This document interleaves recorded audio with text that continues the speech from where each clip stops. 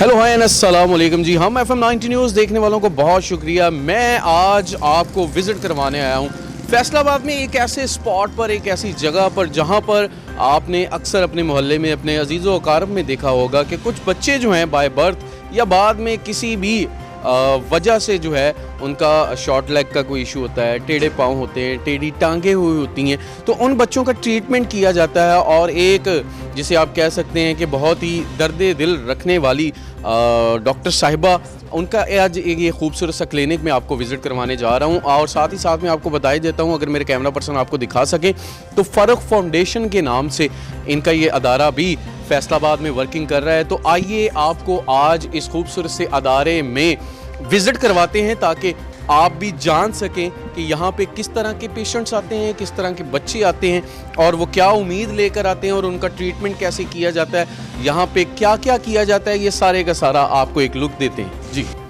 जी हाँ, जैसा कि मैंने आपको अभी बताया था कि यहाँ पर इस अदारे को जो है वो रन कर रही हैं एक बहुत ही खूबसूरत सी शख्सियत। जी हाँ, डॉक्टर गालिया फ़रूख। मैं अब उनके पास आ चुका हूँ। अस्सलाम वालेकुम जी। जी वालेकुम अस्सलाम। डॉक्टर साहब, सबसे बेहद शुक्रिया कि आपने अपनी मसरूफियत को तर्क किया और थोड़ा सा टाइम हमें दिया ताकि हम अपने व्यूवर्स को ये दिखा सकें कि यहाँ पे किस तरह के बच्चे आते हैं, किस तरह के पेशेंट आते हैं और आप यहाँ पर बैठ के उनके लिए क्या क्या ट्रीटमेंट जो है वो तजवीज़ करती हैं और वो कैसे जो है वो यहाँ से सेहतयाब होके जाते हैं। सबसे पहले तो मुझे ये बताइएगा कि इस फील्ड में आने का सबब क्या बना? सबसे पहले तो जावेद, आपका बहुत बहुत शुक्रिया कि आप आए मेरे पास और मेरी आवाज़ को जो है इन लोगों तक आप लोगों ने पहुंचाया। अच्छा, सबब क्या बना?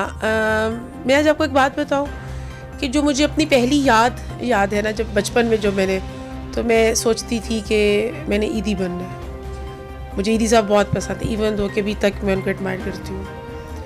लेकिन कभी ये नहीं सोचा था कि मैं इस वाले प्रोफेशन में एज अ फिलैंथ्रोपिस्ट भी इस शहर में अपनी एक जगह बना पाऊँगी। तो बस वक्त चलता रहा और आज हम इस मुकाम पे खड़े कि अल्लाह का शुक्र है कि बहुत से जो बच्चे हैं वो रिहैबिलिटेट होके जा चुके हैं और बहुत से जो है वो अंडर प्रोसेस हैं। अल्हम्दुलिल्लाह, अल्हम्दुलिल्लाह, ये मेरे रब की देन है, ये मेरे रब की अता है जो उसने मेरी ज़ात को चुना इस काम के लिए। और मैं तो हमा वक्त 24/7 हाज़िर हूँ इन बच्चों के लिए। अच्छा, हमारे पास जो पेशेंट आते हैं ना, वो स्पेसिफिकली ऑर्थो से रिलेटेड आते हैं, जिसमें क्लब फुट है, टेढ़े पाँव हैं, पोलियो है, सेरेब्रल पैलिसी जिसको तशन्नुज कहा जाता है। और इसके अलावा जिन बच्चों की, बड़ों की शुगर या एक्सीडेंटल को लेग एम्पुटेशन हो जाती है, टांग कट जाती है, उनको हम लेग्स भी प्रोवाइड करते हैं। मेरे पास इस वक्त पंजाब की सबसे बड़ी ऑर्थेटिक प्रोस्थेटिक वर्कशॉप है जिसको मैं ख़ुद हेड कर रही हूँ और अल्हम्दुलिल्लाह 150 से ज़्यादा प्रोडक्ट जो हैं वो हम इस वर्कशॉप में ख़ुद बना रहे हैं। अगर बात की जाए कि अब तक इस अदारे को यहाँ पर वर्किंग करते हुए कितने साल बीत चुके हैं, इसके बारे में भी थोड़ा सा ज़रा बता दीजिए। इसको वर्किंग करते हुए ये सिंस 1963 ये मेरे ससुर डॉक्टर खालिद साहब ने इसको स्टार्ट किया और उन्हीं के नाम पे खालिद रिहैबिलिटेशन सेंटर भी है। उसके बाद my late husband doctor Farukh साहब, उनके पास आया और उसके बाद ये बेटे जो है मेरे डॉक्टर अबू बकर साहब और मैं, हम दोनों इसको रन कर रहे हैं। किसी की एक्सीडेंटली जो है वो लग कट गई है जी, तो वो कोशिश करते हैं, ख़ास तौर पे बुढ़ापे में जो लोग चले जाते हैं, तो उनके लिए क्या आप कहना चाहिए? देखिए, लेग एम्पुटेशन हो जाना, एक्सीडेंट हो जाना, ये तो मतलब कोई भी मिसहैप हो सकता है किसी के साथ भी, लेकिन उसमें पेशेंट को आपने बिस्तर पे छोड़ देना है कि जी नहीं जी अब ये तो बेचारा बिस्तर पे ही हो गया, अब इसका कुछ नहीं। तो मेरा ख्याल है कि वो अपने आप में एक जुल्म है। बेशक बुजुर्ग है, कोई भी है, शुगर है उसको, उसकी वजह से उसकी लेग एम्पुटेशन हो गई है या एक्सीडेंटल हो गई है, इवन उसको आप लेग जो है वो उसको प्रोवाइड करवाएं ताकि वो एटलीस्ट अपनी रोज़मर्रा की ज़रूरियात ज़िंदगी जो है उसको पूरा कर सके। मतलब इवन बाथरूम में जा सके, अपनी उठ के घर से बाहर जा सके। मतलब मेरा ख्याल है कि लेग एम्पुटेशन होना एक अपने आप में कुछ इतनी बड़ी बात नहीं है, लेकिन उसको फिर बिस्तर पर छोड़ देना ये ज़्यादा। चलिए, एक और सवाल है मेरे जहन में कि जैसे कुछ बच्चे जो होते हैं वो बाय बर्थ जो होते हैं शॉर्ट लेग का उनका इशू चल रहा हुआ होता है, तो उसके लिए क्या आप ट्रीटमेंट जो है वो करते हैं? अच्छा, शॉर्ट लेग होना, मेरे पास बहुत से पेशेंट आते हैं जिन बच्चों की शॉर्टनिंग लेग्स होती हैं, ठीक है। मेरे पास पेरेंट्स आए, बहुत परेशान आए, लोगों ने कहा मतलब डॉक्टर्स ने अपने अपने हिसाब से तो कहा जी ऑपरेट करवा लेंगे, लेकिन मैं विदाउट ऑपरेट उनको एक बहुत छोटी सी डिवाइस के साथ हम उसको नॉर्मली जो है वो अपनी लाइफ में आ सकते हैं, बहुत मामूली सी डिवाइस के साथ। और वो डिवाइस जो है पैसेज ऑफ टाइम अपना चेंज होती रहती है और बच्चा जो है वो नॉर्मली अपनी लाइफ की तरफ आ जाता है वापस। अच्छा सही है, इसी से एक सवाल और भी ले लीजिएगा कि डिवाइस जो है, चूँकि बच्चा जो है उसने ग्रो करना है, तो एक डिवाइस का मैक्सिमम ड्यूरेशन कितना है, कितनी देर बाद वो फिर बच्चे को चेंज करवाना है? इसका जो ड्यूरेशन टाइम है ना वो बच्चे की ग्रोथ पे होता है। कुछ फैमिलीज़ में बच्चों की ग्रोथ ज़्यादा होती है, वो जल्दी लंबे हो जाते हैं, कुछ फैमिलीज़ में ग्रोथ ज़रा कम होती है, तो इट्स अप टू ग्रोथ कि एक बच्चे का कद शायद कितनी जल्दी लंबा हो रहा है, इसमें हम कुछ भी टाइम पीरियड नहीं बता सकते। कई बच्चों की जो है डिवाइसेस वो 1 ईयर 1.5 ईयर भी चली जाती है, कई की मतलब इससे भी कम हो जाती है, क्योंकि इससे ज़्यादा नहीं चल सकती, क्योंकि बच्चे की चाहे ग्रोथ कम भी हो तो वो 1-2 इंच तो उसने मैक्सिमम साल में बढ़ना ही है। मेरा सवाल आपसे ये पूछने का मकसद अब मैं आपके साथ शेयर किए देता हूँ कि कुछ लोग होते हैं कि जब इलाज के लिए आते हैं तो जहन में सिर्फ यही बात होती है कि अच्छा एक दफ़ा जो है वो डिवाइस लग जाएगी तो बच्चा जो है ये हो जाएगा वो हो जाएगा, लेकिन कुछ पेरेंट्स के जहन में उस तरह से नहीं रहता कि माशाल्लाह बच्चे ने ग्रो भी करना है, तो बाद में थोड़ी सी चीज़ें जो है ना बंदा सोच रहा होता है कि जी अच्छा जी पता नहीं वो डॉक्टर साहब ने हमारे साथ पैसे लेने के लिए ये वाली चीज़ें कर ली हैं कि जी हर 6 महीने की कॉल दे दी है, तो ये सारे मामला कर रहे हैं। तो अभी मैं चाहूँगा कि हमारे पास कुछ पेशेंट भी हैं, तो मैं चाहूँगा कि मैं उनके भी थोड़े से व्यूज़ लूँ, तो फिर बकिया आपके साथ इसी तरह और भी बात चलती जाएगी, लेकिन मैं ये कहूँगा कि आप अभी जो है बता दीजिए हमारे तमाम व्यूवर्स को कि हम लोकेट कहाँ पे कर रहे हैं। अच्छा जी, हम हैं Tarikabad street number 2, Khalid rehabilitation centre. बड़ा सिंपल सा एड्रेस है। हमारा फेसबुक पेज भी है खालिद रिहैबिलिटेशन सेंटर, उसके ऊपर सारा हमारा एड्रेस, फ़ोन नंबर सब कुछ मौजूद है, और हमारा ऐसे यूट्यूब चैनल भी है खालिद रिहैबिलिटेशन सेंटर के नाम से। अच्छा, अब थोड़ा सा आते हैं आपकी अपनी शख्सियत पर। जी ये बताइए कि एक माँ होने के नाते घर की जिम्मेदारियाँ कैसे पूरी करें? अच्छा, ये बड़ा सवाल है जो मुझसे अक्सर लोग पूछते हैं। मैं ये कहती हूँ कि मेरे जो 4 बच्चे हैं ना, उन्होंने संभाला घर को भी, मुझे भी। हम कभी भी एक माँ इतने ज़्यादा महाज़ों पे एक साथ नहीं जंग कर सकती, तो कुछ ना कुछ महाज़ जो हैं वो औलाद ने भी देखने होते हैं। तो मेरे घर को मेरी औलाद ने संभाला। सच्ची आज मैं हकीकत बात बताऊंगी, मेरी ज़िंदगी के सबसे टफ़ टाइम में जब डॉक्टर साहब की डेथ हुई तो उन्होंने संभाला मुझे। हालांकि शायद मुझे लगता है कि तब मुझे संभालना चाहिए था, लेकिन नहीं, उन्होंने संभाला वक्त को, मुझे, घर को। और आज भी वो माशाल्लाह मेरे जी 4 हैं बच्चे माशाल्लाह, और 2 डॉक्टर्स हैं जी माशाल्लाह। और मैंने किसी को कभी भी ये बात नहीं की कि पढ़ लो या बैठ जाओ या नमाज़ पढ़ लो, नहीं, वो माशाल्लाह ख़ुद ही सब काम अपनी हर चीज़ मैनेज, और वो ये अल्लाह की देन है। तो इसीलिए अगर घर से इतना मुझे सहूलत थी तो मैं इतना बाहर निकल के काम कर सकी। चलें, इसी से एक और सवाल लीजिएगा, आप सिर्फ डॉक्टर ही अच्छी हैं या शेफ़ भी अच्छी हैं? हाँ जी, सबसे पहले तो मैं एक शेफ़ अच्छी हूँ क्योंकि मेरा सफ़र एज़ अ डॉक्टर जो है शुरू हुआ बहुत सालों के बाद।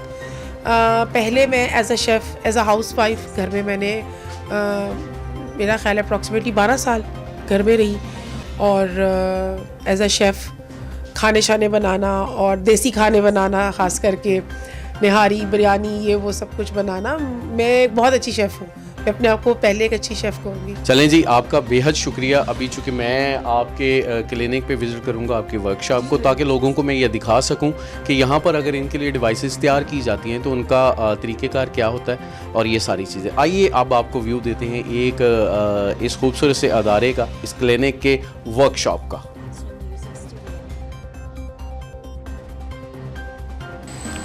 जी, जैसा कि मैंने आपको कहा था कि कुछ एक ऐसे पेशेंट हैं जो यहाँ पर आए हैं, विजिट कर रहे हैं, अपना ट्रीटमेंट इनका चल रहा है, तो मैं ये चाहूँगा एक छोटी सी प्यारी सी गुड़िया हमारे दरमियान मौजूद है। अस्सलाम वालेकुम।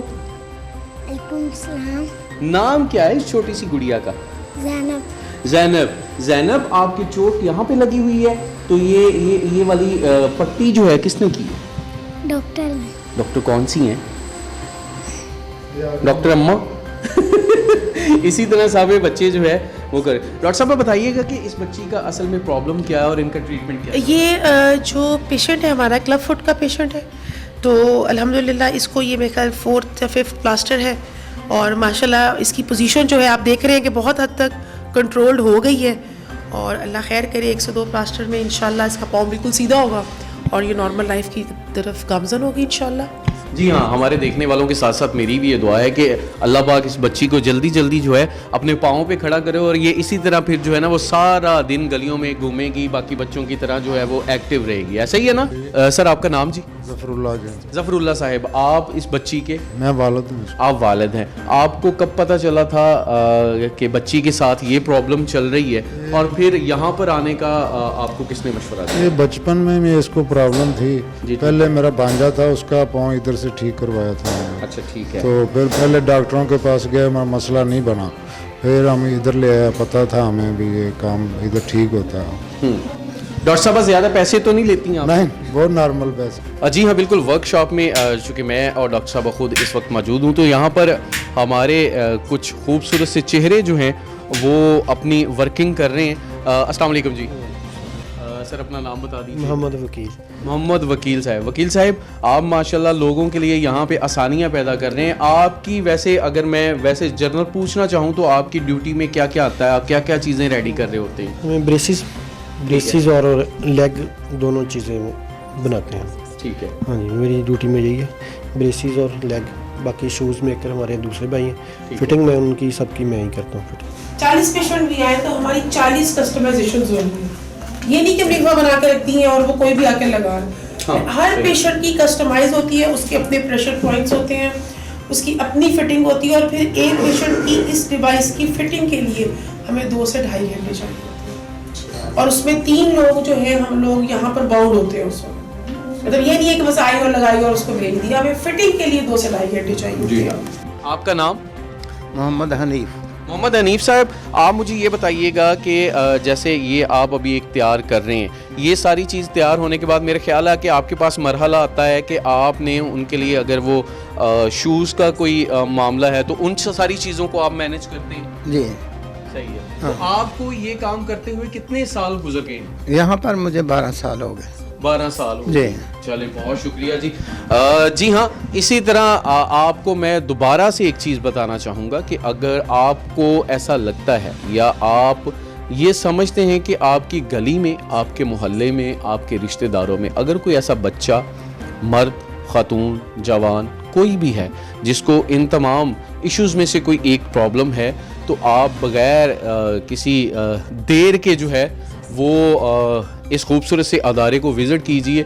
मैं आपको ये यकीन के साथ कहता हूँ कि यहाँ पर आपको ना तो उस तरह से डॉक्टर्स मिलेंगे और ना ही आपको उस तरह से एक पेशेंट समझा जाएगा, बल्कि आपको अपनी फैमिली का एक मेंबर मान के आपका इलाज किया जाएगा, आपके बच्चे की देखभाल की जाएगी। जैसा कि आपने अभी देखा कि मैं कुछ लोगों के साथ जब वो बात कर रहा था तो वो सारे जो हैं वो डॉक्टर साहबा को डॉक्टर माजी, डॉक्टर अम्मा कह के बुला रहे हैं। तो ये एक बड़ी कामयाबी है किसी अदारे को चलाने वाले पर्सन के लिए कि उसके अदारे के लोग या उसके पास जो लोग चल के आते हैं अपने मसाइल लेके, तो उनको ये फ़ील होता है कि हम किसी और के पास नहीं आए बल्कि अपनी माँ के पास आए हैं। और माँ जो है वो अपनी औलाद से कभी भी पीछे नहीं हटती और ज़माने के सारे दुख जो है वो खींच के कहीं और फेंक देती है और अपने बच्चों को जो है वो हंसता खेलता बढ़ता और फैलता देखना चाहती है। तो यही एक ख़ास वजह है इस अदारे की।